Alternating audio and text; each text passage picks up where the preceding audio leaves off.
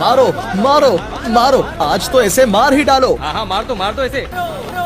मारो मारो मारो। डूब मरी कुएं में, अब तो इसकी लाश ही पानी पर तैरती नजर आएगी। आओ अब गांव लौट चलें। अरे कहाँ हो तुम? ठीक तो हो ना? कहीं डूब तो नहीं गई? रोशन ये कह ही रहा होता है कि तभी वह लड़की पानी के ऊपर आ जाती है। उसे जिंदा देखकर रोशन की जान में जान आती है और वो कहता है, शुक्र भगवान का तुम जिंदा हो, मैं तो डर ही गया था। आओ तुम्हें बाहर निकाल देता हूँ। यह कहकर रोशन कुएं में रस्सी डाल देता है और लड़की रस्सी के सहारे कुएं से बाहर निकल आती है। फिर रोशन उससे पूछता है, तुम कौन हो और ये गांव वाले तुम्हें क्यों मारना चाहते थे? मैं एक अनाथ हूँ और इसीलिए इधर उधर भटकती रहती हूँ। ये गांव वाले मुझे डायन समझकर परेशान करते हैं। यह कहकर लड़की रोने लगती है और रोशन को उस पर तरस आ जाता है। वो लड़की से कहता है, तुम्हें देखकर तो कोई कह ही नहीं सकता कि तुम डायन हो सकती हो। तुम तो स्वर्ग की अप्सरा लगती हो। पर ये गांव वाले इस बात को नहीं समझते हैं ना। उनकी बातें छोड़ो, देखो अगर तुम अनाथ हो तो मेरे गांव चलकर मेरे घर में रह सकती हो। घर में मेरी माँ भी है, बोलो चलोगी? हाँ हाँ चलूंगी। लड़की के यह कहने पर रोशन उसे अपने गांव में ले आता है। लड़की को देखते ही रोशन की माँ कहती है, लड़की तो लाखों में एक है। क्या नाम है बेटी तेरा? मेरा नाम रूपा है माँ जी। बहुत अच्छा नाम है, तुम्हारे जैसी रूपवती का यही नाम होना चाहिए। तभी रोशन अपनी माँ को एक तरफ ले जाकर कहता है, अरे माँ, ये अनाथ लड़की है, अब हमारे घर पर ही रहेगी। तूने ये क्या किया बेटा? अजनबी जवान और खूबसूरत लड़की को हम घर में रखेंगे तो जात बिरादरी वाले क्या कहेंगे? फिर अब मैं क्या करूँ माँ? अरे अब तू कुछ मत कर, मुझे ही कुछ करना पड़ेगा बेटा। अब इस अनाथ को ठोकरे खाने के लिए भी तो नहीं छोड़ सकते ना। सरिता रूपा को लेकर कई दिनों तक बहुत सोच विचार करती है और फिर अंत में रोशन के साथ उसकी शादी करवा देती है। एक दिन रूपा रसोई घर में चाय बना रही होती है कि तभी उसकी सांस फूलने लगती है।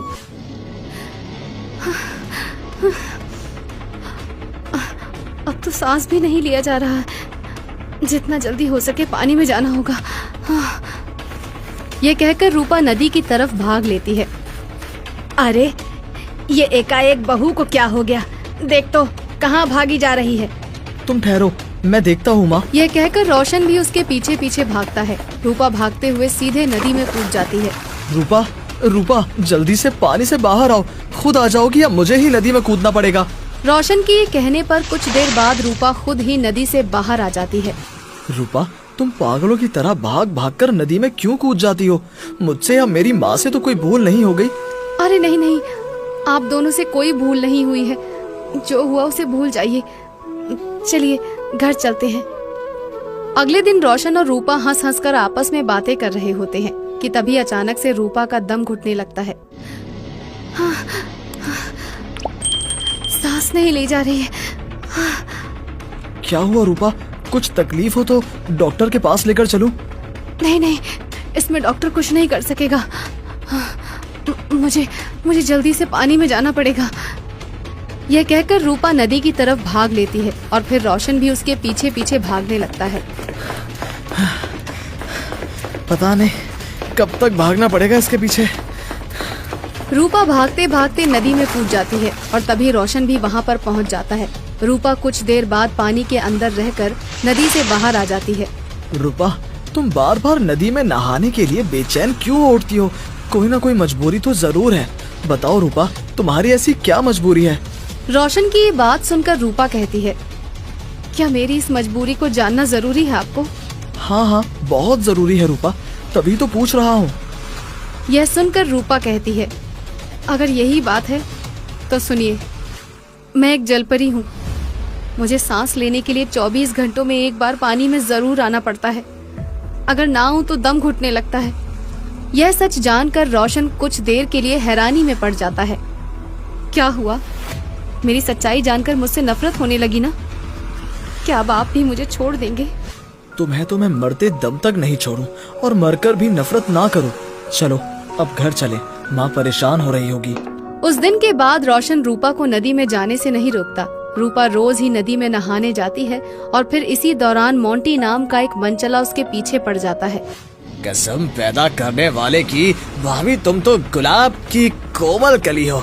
नदी में नहाकर तो और भी प्यासा लगती हो। देखो मोंटी, मुझसे दूर ही रहो तो अच्छा रहेगा। कसम पैदा करने वाले की दूर रहने की बात मत करो भाभी। हम तो तुम्हें साथ लेकर नदी में डूबने की तमन्ना रखते हैं। मोंटी की बात सुनकर उसके साथी हंसते हुए कहते हैं, अरे मान जाओ भाभी, मान जाओ। इसका मन रखने के लिए ही इसके साथ नदी में 2 डुबकियां लगा लो। चुप करो बदमाशों, मुझे जाने दो। कसम पैदा करने वाले की भाभी, जाना है तो शौक से जाओ, पर इतना याद रखना कि तेरे साथ नदी में नहाने की तमन्ना तो एक दिन मैं जरूर पूरी करूंगा। कुछ दिन बाद एक रात रूपा और रोशन सोए हुए होते हैं कि अचानक ही रूपा की सांस रुकने लगती है। सांस लेना तो मुश्किल हो रहा है। लगता है अभी के अभी नदी पर जाना होगा, वरना मर जाऊंगी मैं। यह कहकर रूपा रात में ही नदी की तरफ भागने लगती है और भागते भागते नदी में कूद जाती है। वो कुछ देर पानी में रहकर नदी से बाहर आती है तो मोंटी और उसके दोस्त उसे घेर कर खड़े हो जाते हैं। कसम पैदा करने वाले की भाभी, आज तो तुझे हमारे साथ नहाना ही पड़ेगा। इतनी रात में चीखो चीखो चिल्लाओगी तो भी तुम्हें कोई बचाने नहीं आएगा। मुझे घर जाने दो मोंटी, मेरा पति मेरी राह देख रहा होगा, प्लीज। कसम पैदा करने वाले की, तेरे बहाने आज नहीं चलेंगे। अब तो वही होगा जो ये मोंटी चाहेगा। यह कहकर मोंटी रूपा को जबरन अपनी बाहों में उठा लेता है। बोलो, अब क्या कर लोगी? उस्ताद, अब खड़े मत रहो, जल्दी से नदी में कूद जाओ। यह सुनते ही मोंटी रूपा को लेकर नदी में कूद जाता है और फिर अचानक ही रूपा पानी में कहीं गायब हो जाती है। कसम पैदा करने वाले की भाभी तो कहीं गायब हो गई। कहीं डूब वूब तो नहीं गई उस्ताद? मोंटी का साथी ये कह ही रहा होता है कि तभी रूपा पानी के ऊपर आ जाती है। लो, आ गए उस्ताद। लगता है तैरने में एक्सपर्ट है, एक्सपर्ट। मैं अब भी कहती हूँ कि मुझे जाने दो। मोंटी, मुझसे छेड़छाड़ महंगी पड़ सकती है तुम्हें।